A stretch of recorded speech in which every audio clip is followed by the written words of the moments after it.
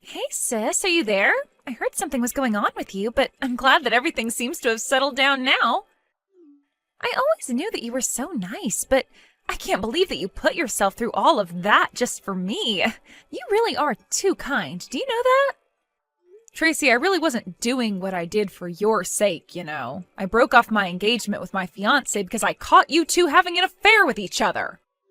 Well, I know, but you were engaged to a CEO. You know that it's always been my dream to marry a rich man, right? I don't even know what to say to something like that. Is that supposed to be an excuse? Well, I've just always wanted to live like a spoiled princess, you know? I really don't know. What in the world does that even mean in this day and age? Besides, where did a dream like this even come from? It isn't like we were horribly poor or fantastically rich growing up. Well, I know, but that doesn't mean that I can't want to marry someone who is really rich, because if I did that, then I would never have to work another day in my life.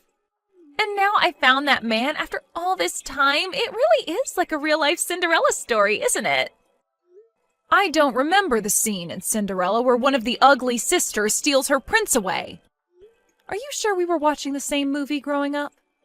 Oh, come on. You can't actually be mad at me for taking him for myself, right?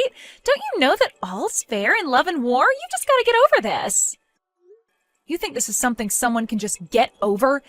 This isn't a toy or something that you stole from me this time. We aren't kids anymore. You're right. We're adults, and I think that you're forgetting your place right now. I stole your fiancé from you, and that's a fact. You just need to accept the fact that you've been dumped for the better woman. You think I've been dumped? Please. I wouldn't have taken Jerome back if he came begging for me to take him back. I wonder if you have any idea just how pathetic and desperate you sound. I really don't care what you have to say about this anymore. I am through with the both of you. You really don't get it. You aren't the one calling the shots here. Jerome left you for me. Do you understand that? And it's because you weren't enough for him. He chose me over you because it's clear that I'm the better choice. And that's why we had an affair behind your back, because you couldn't make your fiancé happy and now he's left you. I really don't care how you try and frame it. It is true that Jerome cheated on me and that's why we're not getting married. But do you see me crying and moaning over losing him? Whatever, I just know that you've gotten better at hiding it now, but you've always been a little crybaby ever since we were little. Now who's the one trying to act all tough? We both know that you were the one who would resort to tears right away. You're just trying to project your feelings onto me, but it's not going to work. You think that I'm crying over getting your fiancé? As if. I think it's hilarious. I couldn't be happier about this. You have no idea how long it's been my dream to marry someone like a CEO and never have to work again. It's like my whole life has been leading to this moment. You really have no idea what you're talking about, do you? But whatever, what's done is done.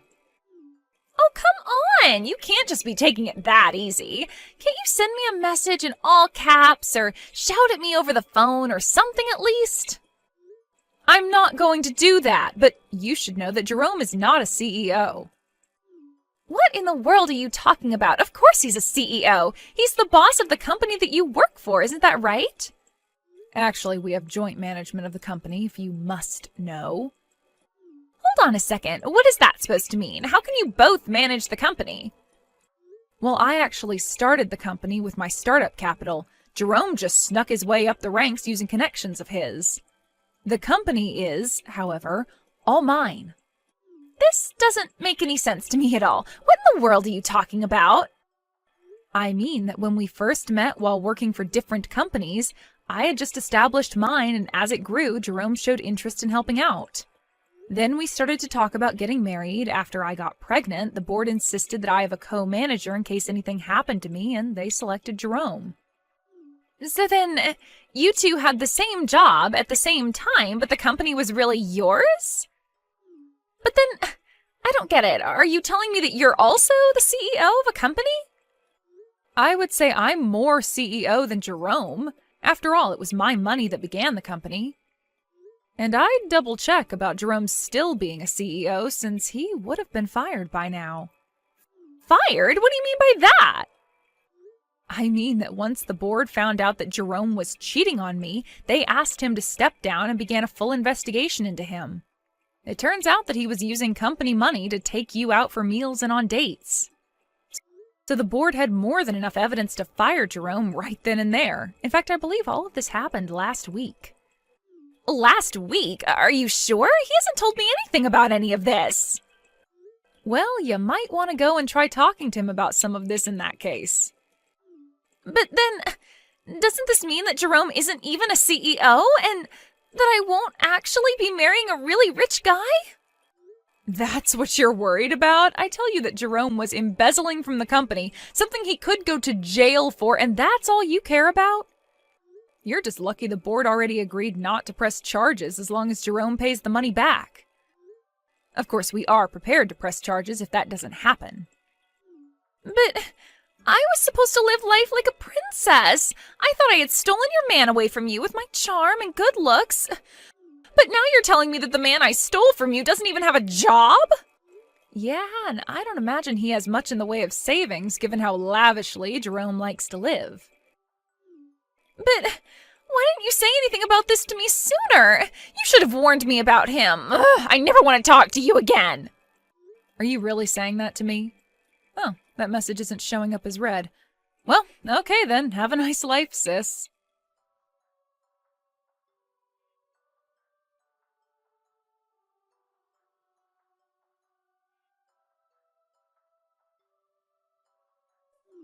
Hey Mabel, are you there? What the heck is the matter with you, huh?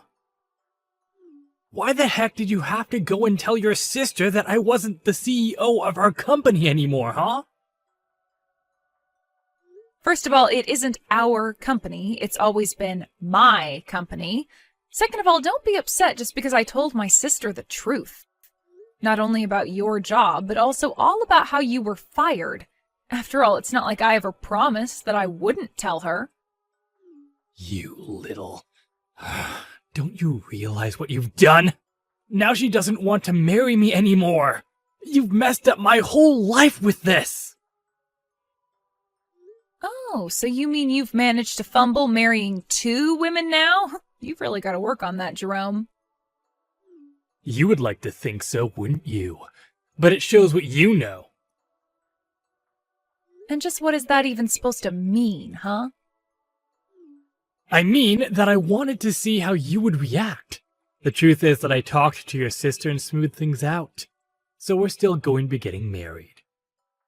And just what kind of lies did you have to tell her to get her to go along with that? I told her that the reason I chose to step down from my position as CEO of our company is so that I can do and start my own company. And I've already been preparing for this for a long, long time. After all, I was the one who took our company to where it is today. I know all about how to raise a successful company from the ground up now. You're really going to start a company all by yourself? What? Like it's hard? I'm going to start a company and it's going to grow far beyond what you could ever imagine.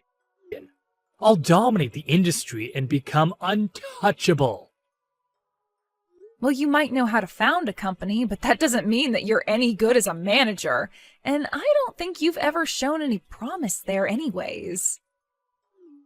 Are you kidding me? You're just jealous because I left you and our company to go start my own with my new woman. You can't actually think that I'm jealous of either you or my sister, right? You realize how stupid you sound, don't you? Whatever. You're the one who doesn't know what you're talking about. Tracy and I are going to live happily ever after while your company just crumbles without me. Just stay out of my way and never try to interfere with my life again. I really don't care what you and my sister choose to do with your lives, but you do realize that you need capital to start a business, right? Do you have that kind of money? Because I know that you still owe me for the legal fees from your affair. You think a genius like me needs to waste my brain power on small details like that? I have big plans, and when I tell them to the bank, they're going to have to give me my loan. And I'll get the loan and start my company and have everything up and running in 6 months. 6 months, huh? You really think you can handle doing all that in such little time? Well, in that case, I want you to pay me what you owe me right now. This is why you always used to get on my nerves. The second you saw that I was going anywhere in life, you would always find a way to try and hold me back. Why can't you just be more like your sister and let me do whatever I want without making little comments on it? If you've got a problem with constructive criticism now, just wait until you're in a boardroom meeting. Besides, you knew that I was like this when we first started dating. Did you really expect me to change? You know, I never even wanted to be engaged to you, but I knew that it was the only way to hold on to my position and my power. But then I met your sister, and I realized I didn't have to sell my soul to live like this. What your sister and I have is true love, and it's going to give us the success we need. Well, I really do hate to stomp on your dreams, but let's just hope that it's true love that you two have. Of course it is! We've tied together and nothing is ever going to come between us. Well, good luck with that. I just hope that you two can stay together long enough to be married. You'll see. We'll prove you wrong. We'll prove everyone wrong. And then you'll realize that you should have never underestimated me. Just now that I'm never going to work with your company again. So when I'm dominating the industry, you'll have to struggle just to keep the lights on. Well, you have to go found your own company and get it off the ground first, so good luck with that. And do hurry up and send me the money that you owe me, okay? Oh, you'll just have to wait for that. But don't worry. Once I have all my success, I'll be sure to pay you back that money with interest. And then you'll realize that that's only a taste of the wealth I'll have. Then you'll see how wrong you were about me.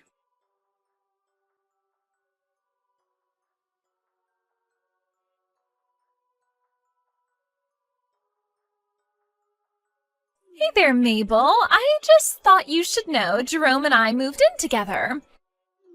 At first, I was worried about all the things you were telling me about him, like how he wasn't a real CEO or how he embezzled from the company.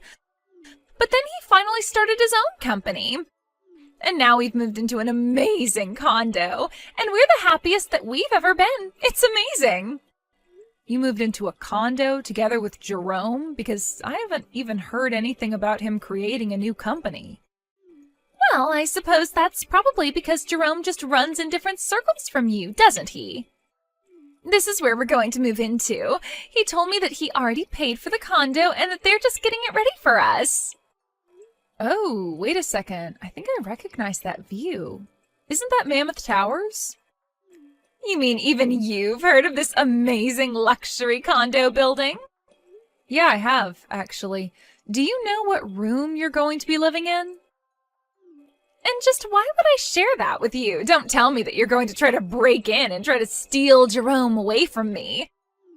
Because you should know that the building has guards in it and someone like you won't be allowed in. Right. Well, in that case, I guess you shouldn't worry about telling me the room number. Ugh, whatever. If you must know, the room number is 2305. So you're on the 23rd floor then? That's right. We're almost at the very top of the building. I've never gotten to stay in a place so nice. We're finally going to have our happily ever after. Well, it's just kind of funny because that's my unit. Wait, what? What in the world are you talking about? Do you really think I'm going to buy a lie like that? You have to come up with something better. I'm not kidding you at all. I own unit number 2305 in Mammoth Towers. Oh, just stop it already. Jerome sent me that photo from his phone. He was inside the unit and everything. There's no way that you own the building that we're about to move into. That doesn't make any sense at all. Well, yes, I'll say the interior does look like it's changed a lot. Although you should know that I got that unit because we bought it from Jerome's parents. But the building was under his dad's name for a while. Well, now you're not making any sense at all. How can it be your unit if it's under Jerome's dad's name? Okay, I guess I'll have to explain the whole thing then. So, that building was finished about a year ago. Around then, Jerome's dad thought to invest in the building company, thinking he would see some big returns. He bought a unit hoping to make a quick buck flipping it, but he wasn't able to pay for the whole thing. So then he came to me and asked me to buy it. So then, you're telling me that you bought this unit from Jerome's dad who couldn't afford to get one himself? Pretty much, yeah. But now that I look at this photo, I can see that this is from when Jerome's dad still took care of the place. And that's why it's so different from how I have the unit looking now. But this can't be right. I mean, Jerome said that he and I would be moving in there. I already have my bags packed and everything. Well, I don't know what to tell you, except that it's not Jerome's place to choose what to do with it. How could you do this to us? What's the matter with you? I didn't do anything. In fact, you were the one who said that you never wanted to talk to me again. So how is this all coming back on to me? Because we're supposed to go and live in that big condo building. We were supposed to have our happily ever after there. Why do you always have to ruin things for me, Mabel? You're the worst sister ever. Look, I know this is probably a lot for you to take right now, but you can't blame this on me. But it's not just now. You've always stolen everything I wanted from me, even when we were little. I didn't steal anything from you. In fact, you would always take from me. Whenever I tried to get it back, you would instantly start crying to get Mom and Dad on your side. But it's not fair. I want to live in that big condo. It should be all mine. Well, it was never yours nor Jerome's to begin with. A while ago, Jerome's dad needed money right away and offered to sell me the condo for the price he had put into it. I bought it and have been living there for a while. That's how I know that the interior looks different now. I don't know why Jerome thinks you two are moving in, but it's just not going to happen. If anything, I think that this is just one small part of a much larger lie that he's telling you. But this really isn't my problem anymore. Please don't bother me with stuff like this ever again.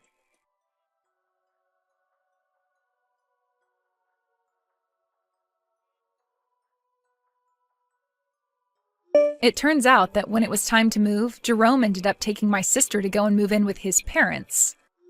Apparently, they were in serious debt, and this was part of the plan to use Jerome and Tracy to pay off their debts. Tracy was messaging me, begging to help get her out of there, but I just read her texts and then blocked her number. She tried living with them for a couple of months, just hoping that this was all part of Jerome's plan to start his own company. Of course, he had never really even begun the process and was lying to Tracy this whole time about his intentions. I heard later from my parents that they ended up bailing out Tracy and rescuing her from her in-laws' house. Now, both my mom and dad are keeping a very close eye on Tracy and making sure she finds a job and learns some responsibility. As for me, life went on as normal. Nothing Jerome or Tracy did really ever had a chance to affect me. I told my parents that I wouldn't be doing anything to support my sister, and they understood and agreed with me.